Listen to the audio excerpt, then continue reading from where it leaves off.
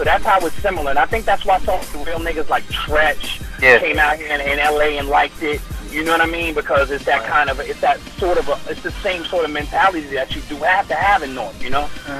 Definitely. The difference is that I think on the East Coast it's more about the getting money aspect on the East Coast is a little bit more prevalent than on the West Coast. Like on the West Coast it's like, yeah, we get money, that's like a given. You know what I'm saying? So to a certain extent, talking about it and it being a main objective in all your conversation is not really that. They have other things that mean something to them. Like, you know, like on the East Coast, you want to get the brand new car that comes out. Everybody wants to get the big boy that's new. Out here, you do have that, but you also have the classic car that your grandfather had and then your dad had, and it means something to you. Right. You know, home, you gotta have the newest, most expensive fly shit that does exist out here. But by the same token, you would throw in the neighborhood, they'll throw on some khakis that cost nothing, but it's part of a thing that means something to them. So it's not about the monetary value. It's very much about what it means in the sense of tradition. So it's amazing that we started hip hop without a doubt on the East Coast, and there's many aspects of it that will always be the best at. But the sense of tradition is lost, and I don't understand that.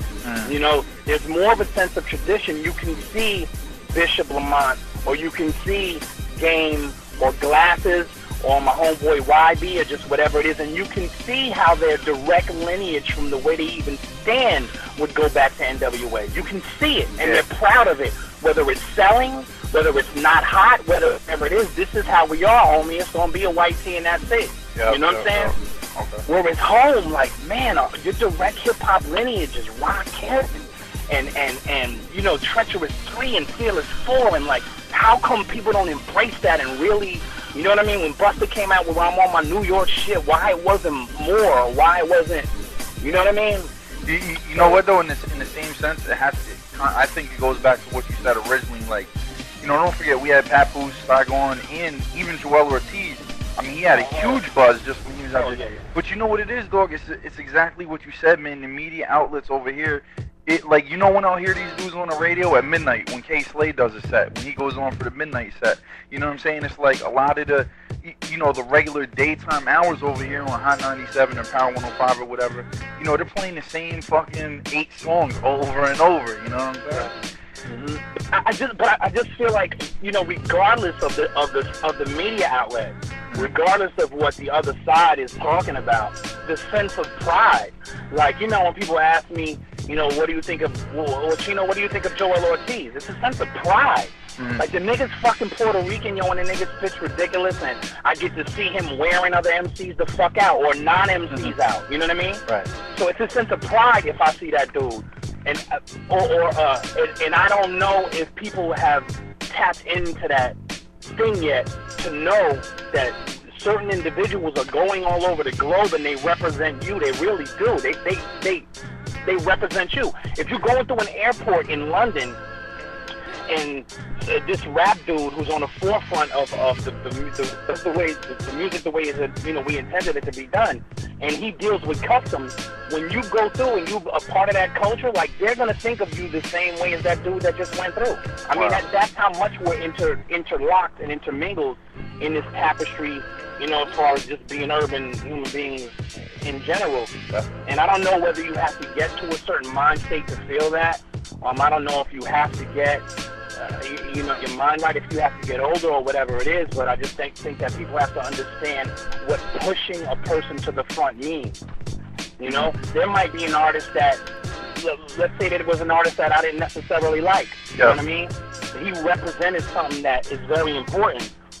Dog, I will tell my whole entourage and everybody that I deal with, like, yo, if there's one bad word said about this individual, yo, motherfuckers are going to get fined, docked, and thrown off the tour. Yeah. This dude has to succeed because he represents all of us and what we intend to do. Do you understand what I mean? Yeah, definitely. There needs to be more of that. Yeah. There shouldn't be, you know, no Latino MC that has something bad to say about Big Lou. There shouldn't be.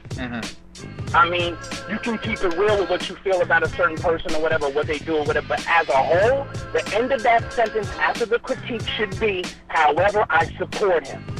You get what I'm saying? Right. Because you have to push it to the front. Definitely. You know what I mean? Like, yo, people hit me like, yo, Chino, you want Bun's album, son? Not, you know, Bun is very lyrical, but his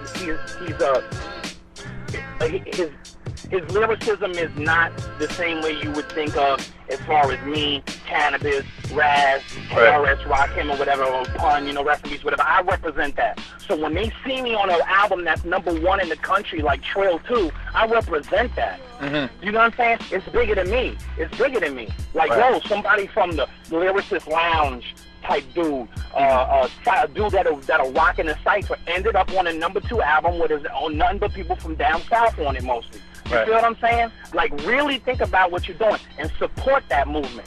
You know what I mean? Definitely. And it's just kind of like, I just think that more people have to start to have that kind of mind thing so we can gel together. And I'm not preaching a bunch of unity shit and all of that. Like, that's not me. You know, we all know that. My shit, a lot of my music is based on violence and destruction.